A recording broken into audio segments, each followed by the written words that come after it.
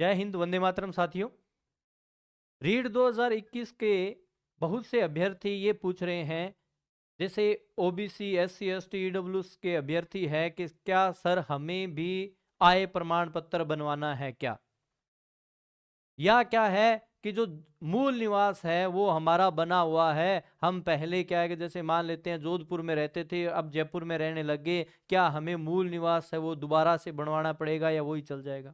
या क्या है कि जैसे जाति प्रमाण पत्र है, तो वो जाति प्रमाण पत्र किसके नाम से हो, पिता पति के नाम से। या क्या है कि जो ईडब्ल्यूएस ओबीसी के ये सर्टिफिकेट है कब तक वैलिड है, एससी एसटी के सर्टिफिकेट है वो कितने पुराने होने चाहिए।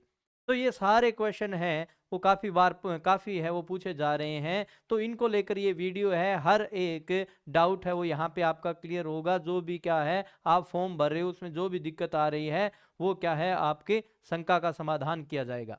तो बात करते हैं सबसे पहले आय प्रमाण पत्र की। आय प्रमाण पत्र है वो किनको बनवाना है, अगर ये बात आती है तो आय प्रमाण पत्र किनको बनाना है किनको नहीं। तो आय प्रमाण पत्र बनाना है ईडब्ल्यूएस वालों को, न तो ओबीसी, न एससी, न एसटी।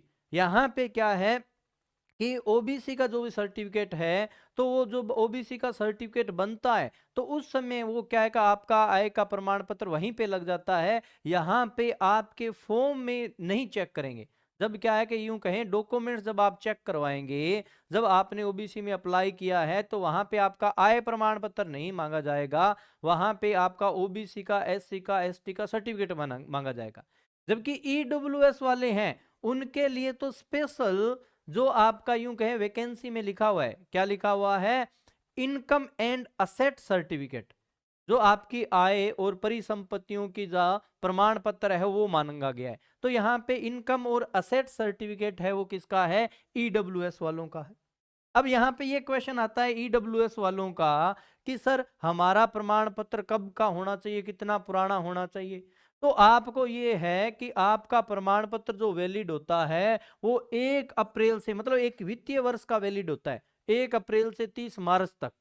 तो आपका जो प्रमाण पत्र है वो क्या है कि 1 अप्रैल से जो 31 मार्च है, 30 मार्च है, वहां तक 31 मार्च तक आपका प्रमाण पत्र वैलिड है। तो अगर आपका प्रमाण पत्र अभी यूं कहें इसी वित्तीय वर्ष में बना है, मतलब 1 अप्रैल 2021 के बाद का बना हुआ है, ठीक है, तो आप ये मानो कि अगर महीने 2 महीने अगर 4 महीने पुराना है तो आप क्या है कि अभी मत बनवाओ। अगर आपका ये है कि आपने क्या है का प्रमाण पत्र बनवा रखा है जैसे अप्रैल के स्टार्टिंग में या मई जून में, आपको लगता है भी पुराना हो जाएगा जब तक डॉक्यूमेंट्स चेक होंगे, तो आप क्या है का आय प्रमाण पत्र है वो बनवा सकते हैं। यहाँ पे ईडब्ल्यूएस की बात करें, ईडब्ल्यूएस का सर्टिफिकेट है वो आप बनवा सकते हैं। बात आती है ओबीसी के बच्चों के लिए। तो ओबीसी के अभ्यर्थी, अब यहाँ पे कुछ बच्चों की ये भी क्वेरी है कि सर हमने रीट में ओबीसी में नहीं भरा था, अब ओबीसी में भरें या क्या करें। ईडब्ल्यूएस वालों के भी ये क्वेश्चन रहते हैं कि ईडब्ल्यूएस के हैं वो रीट में हमने क्या है कि वहां पे अप्लाई नहीं किया था, अब हमारा बन गया, या वहां पे था अब हमारा नहीं बना हुआ। तो मैं आपको ये कहना चाहूंगा, अब 9 जो फरवरी आपकी लास्ट तारीख है, उससे पहले तक जो अभी आपका सर्टिफिकेट, अगर आप ईडब्ल्यूएस का सर्टिफिकेट बन जाता है तो आप ईडब्ल्यूएस में अप्लाई कीजिए। अगर आपका ओबीसी का नॉन क्रीमिलियर का बन जाता है तो आप उसमें अप्लाई कीजिए। अगर जो सर्टिफिकेट 9 फरवरी 2022 से पहले के हैं, आपका उनके आधार पर आपको फॉर्म है वो अप्लाई करना है। ओबीसी का जो सर्टिफिकेट है वो 6 माह से ज्यादा पुराना नहीं होना चाहिए। यहाँ पे ईडब्ल्यूएस में मैंने आपको बताया 1 अप्रैल से 31 मार्च, ओबीसी का सर्टिफिकेट है वो 6 माह से ज्यादा पुराना नहीं होना चाहिए। अगर आपको लगता है भी 4-5 महीने तक हो गए व्यतीत हुए, मतलब इसको बनाए हुए, तो आप क्या है कि नया सर्टिफिकेट है वो बना सकते हैं। ओबीसी के सर्टिफिकेट की बात आई। बात करते हैं एससी और एसटी के सर्टिफिकेट। एससी और एसटी के सर्टिफिकेट है वो यूं कहें कि आपके जीवन पर्यंत है वो क्या है वैलिड रहते हैं, उनको बार बार रिन्यू करवाने की जरूरत नहीं है। परंतु यहाँ पे मैं आपसे एक बात आपसे सजेस्ट करना चाहूंगा, अगर आपका बहुत पुराने वाला ओबीसी एससी एसटी का सर्टिफिकेट बना हुआ है, जो क्या है कि यूं कहें जब क्या है कि मैनुअली बनाए जाते थे, कंप्यूटराइज नहीं होते थे, जो व्हाइट कलर में क्या है कि वो बनाए जाते थे, अगर वो है चलने को चल जाएगा। परंतु अगर आप उसको लेटेस्ट क्या है कंप्यूटराइज जो है ऑनलाइन ई मित्र के माध्यम से अगर बनवाते हैं तो वो आपके लिए बेस्ट रहेगा। तो SC/ST के जो बच्चे जिनका बहुत पुराना सर्टिफिकेट है, दिक्कत नहीं आनी चाहिए, परंतु अपने एक सेफ हैंड लें, तो आप क्या है ऑनलाइन अप्लाई करके ई मित्रा के थ्रू है वो आपका SC/ST का सर्टिफिकेट है वो आप बनवा लीजिए। तो ये यहाँ पे बात रही EWS OBC SC/ST। बात करते हैं आगे भी अपनी चर्चा करेंगे जाति प्रमाण पत्र और मूल निवास की भी चर्चा करेंगे, कब का होना चाहिए, क्या है और कौन सा वैलिड है। विवाह प्रमाण पत्र की अगर अपने बात करें तो विवाह प्रमाण पत्र जब आप फॉर्म भर रहे हैं तो उसमें विवाह पंजीयन संख्या है वो आवश्यक है। तो जिन अभ्यर्थियों का विवाह हो चुका है वो विवाह प्रमाण पत्र है वो अवश्य अप्लाई कर दें, उसको बना के 9 फरवरी से पहले पहले आपका ये बना हुआ होना चाहिए। बात करते हैं विधवा जो अभ्यर्थी है उनके लिए। विधवा अभ्यर्थियों के लिए जैसे अपने यूं कहें कि आपके पति का जो मृत्यु प्रमाण पत्र है वो जरूरी है, उसके साथ साथ में एक आपको ऐसा दस्तावेज भी आपके पास में होना चाहिए जिसमें आपके पति का नाम आता हो।